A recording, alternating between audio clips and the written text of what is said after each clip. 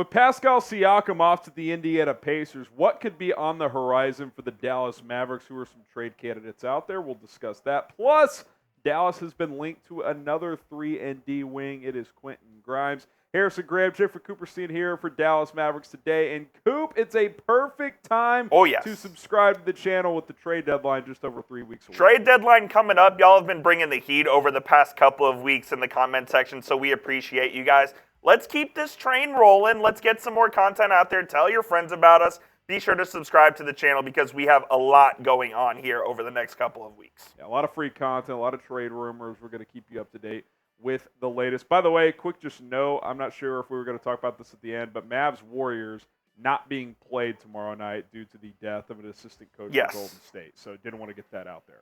Okay, let's get to some of these trade targets here.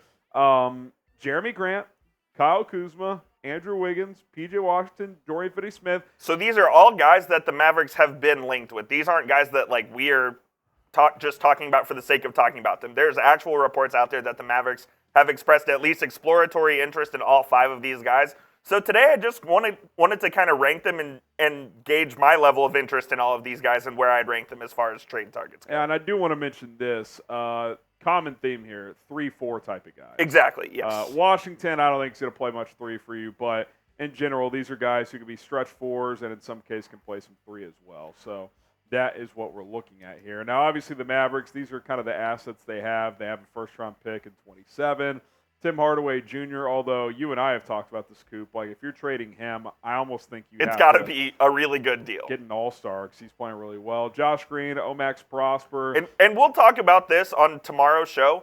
There was an absurd report. I won't even name the reporter because the report disgusted me. About teams being interested in Derek Lively. Are you freaking kidding me? The Mavericks are not trading Derek Lively unless it's for a top 10 player in the NBA right now. Now, I will say, I'm serious. I do buy that teams are interested. Sure. I'm interested in winning the lottery. Exactly. Doesn't mean it's going to happen. What are we talking about here? Michael Scotto, I'll name drop you. I mean, the Mavericks are not trading Derek Lively, no. I would say, under any circumstance. Now, if Joel Embiid was available, yeah, the Mavs might do that. But that's about it, man. Yeah. Lively's been so important to this team. We saw it just last night, how important to this team is. Yeah, they did get blown out by the Lakers, but without Derek Lively, they're an absolute disaster on the defensive end. Yeah, there's no doubt about it. So let's rank those trade targets that have been linked to Dallas. You and I aren't as high on Jerami Grant, not because he's the worst player out of those 5. Exactly. I definitely don't think he is, but he's got a 5-year, $150 million contract. It's a weird contract to deal with. I think he's the worst defender out of these 5 as well, and I think that's really where the Mavericks are lacking in that department. So his contract, combined with the fact that he's not a great defender, doesn't really give me much interest. I'm also not sold that, are we sure he's not just a good stats, bad team guy? That's what he's been in his entire career so far. So, I mean, I'm not sure you can say otherwise. And we talked about him about a month ago, I think, Coop. Yes. And what concerns me is, let's say things don't go that well with Luka and Kyrie. Well, you're stuck with Grant for an extra 2 years beyond their current contract. So I'm not a fan of that. I've been pretty steadfast in the fact that I don't want any contract that goes beyond Luka and Kyrie's player option year in 26-27. So I would maintain that. Grant goes beyond that. I'll pass. Yeah, Andrew Wiggins, he's got a lot left on his contract. He may actually have 1 year beyond that, but at least it's within a year here. Golden State's forward here. Now, we talked about him recently. He's not having a great year, had some personal issues last year, but he's not that far removed from being a starter in the Western Conference for the Western Conference team in the All-Star game.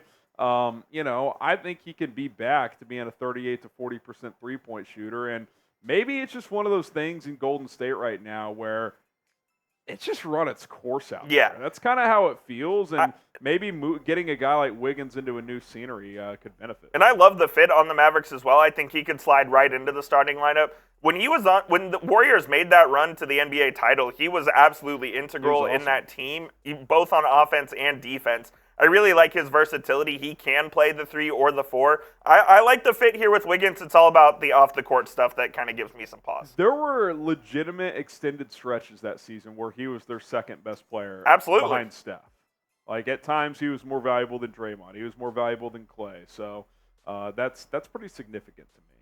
Let's talk about a pal we talked about a lot in the offseason, P.J. Washington, who he's not going to give you as much run at the 3, but we've also talked about how this 4 position's kind of a mess, especially with Grant Williams not living up to what we were hoping. Maxi Kleber's been mostly out of the lineup. I'll say he's been back and he's played pretty well. So I have liked what I've seen from Maxi Kleber. You just know he's going to get hurt. Yeah, exactly. That's the problem. So he's completely unreliable. Like, to me, if you get a guy like Washington, I'm cool with keeping Kleber because he's kind of a luxury at that point. But you can't bank on him to be available all the time, whereas Washington's a guy who can score. He can rebound a little bit. You know, I think give you 13 to 15 points from that 4 spot per game. I'd certainly be open for that. Yeah, he signed that deal with Charlotte in restricted free agency. There was a lot of smoke that the Mavericks may go after him after they missed out on Matisse Thybulle. They didn't. They ended up pivoting to Derrick Jones Jr., who has been an absolute godsend for this team so far. Obviously, a little bit of different positions there, but P.J. Washington would be a guy I'd have some interest in if it wasn't for, you know, a guy like Tim Hardaway Jr. that the Mavericks would have to give I would up. not move Hardaway for P.J. Washington. Agreed.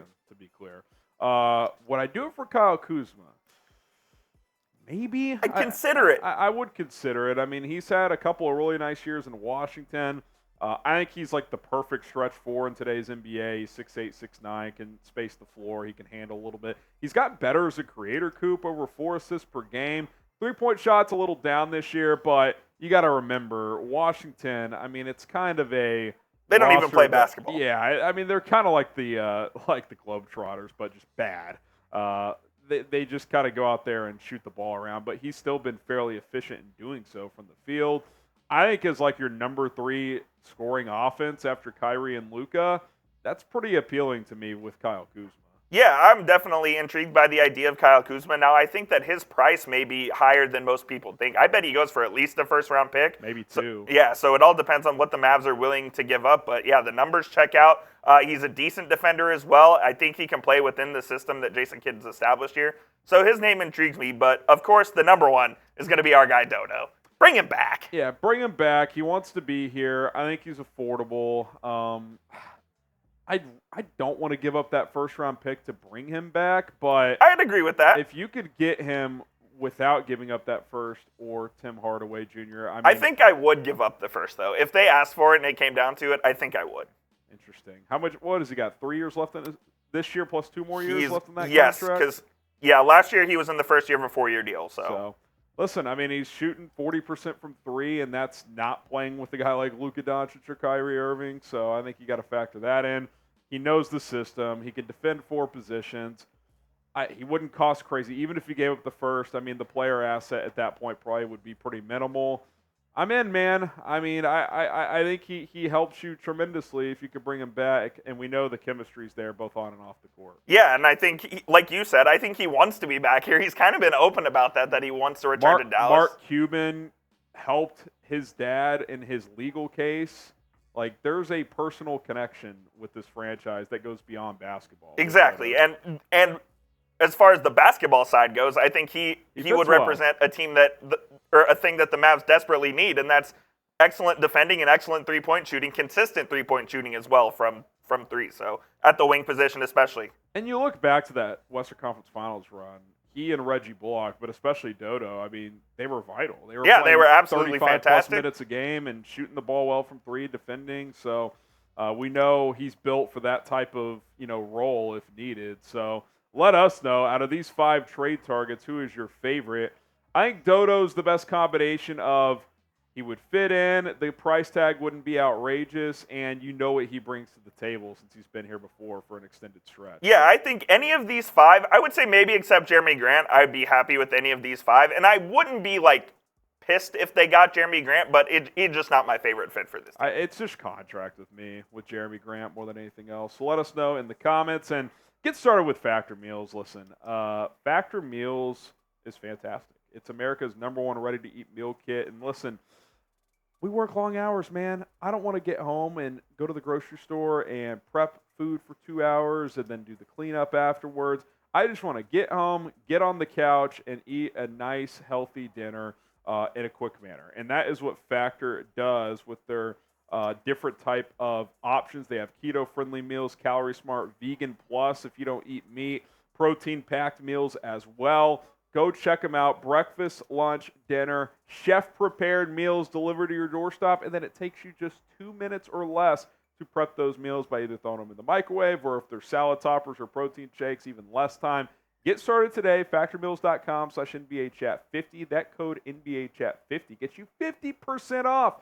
So one more time, factormeals.com/NBAchat50, code NBAchat50 for 50% off. All right, some interesting reports emerging from the Big Apple Coop. Quentin Grimes has been on the trade block, it sounds like, and the Dallas Mavericks have reportedly expressed interest, according to the New York Post. Yeah, the New York Post said the Mavs expressed interest, and I like Quentin Grimes a lot, and I think he could fit on this team. The only drawback with Grimes is he's more of a 2-3 wing instead of a 3-4. He's 6'5", but he plays great defense, and he can shoot the hell out of the ball this year. That's supposed to say three-point percentage, but he's 40% from three. He's 39% from the field, and he's had 5 attempts per game. So I really like the guy that Quentin Grimes is, and I think he could help this Mavs team. Yeah, look, he's not having as good of a year this year compared to last year. I think that's worth mentioning. My only drawback is, like, what are you giving up, and are you getting, like, a vital, like a clear upgrade here? Like, I think he's probably better than Josh Green, but I don't know. They're kind of different players. Josh Green can create a little bit more. Grimes is a better defender. He's a more consistent three-point shooter historically. I think it's got to come down to price. Yeah, man. if the price is cheap, if the price is cheap, I think the Mavs should be interested in the guy like Grimes. And this is kind of what I thought on the cheap price side. Jaden Hardy in the second-round pick. Hardy is about the same on offense as well. I looked at the numbers; they're very similar. Hardy obviously is not as great of a defender, and he's more of a guard who can handle the ball a little bit more. So they each have their pros and cons, but I think this is a pretty fair trade that if the Mavs were offered this, I would consider it. Yeah, I mean, look, if the Knicks are looking for a young, guard that can handle a little bit more and they want to go in that direction, sure. I'd be surprised if New York took that type of package, but Me too. I'm also with you. Like, I'm not giving up a first. I'm sure as hell not giving up Tim Hardaway. New York Knicks now host Marshall Green wants Tim Hardaway for Quentin Grimes. I'm not doing that. Pass. And I'm not sure I'd do, even though I'm on the half glass empty with Josh Green train, I'm not sure I'd do that 1-for-1 swap. It's a discussion for sure. So, I don't know. We'll see what happens with Quentin Grimes. I'd go 5 out of 10 here. I have some interest in Quentin Grimes, but like I'm not moving heaven and earth to get him. Like, I agree. I don't think he comes in here and gives you 30 minutes a game. Like, yeah, I'd put it at like a 5.5. So, we'll see what happens. Scale from 1 to 10, your level of interest. And Coop will be back tomorrow with another video, so stay tuned. I have the day off, so he'll have you guys covered as we continue to plug out content leading up to the NBA trade deadline. He's Coop. I'm Harrison. Check out the video tomorrow. We'll see you next time.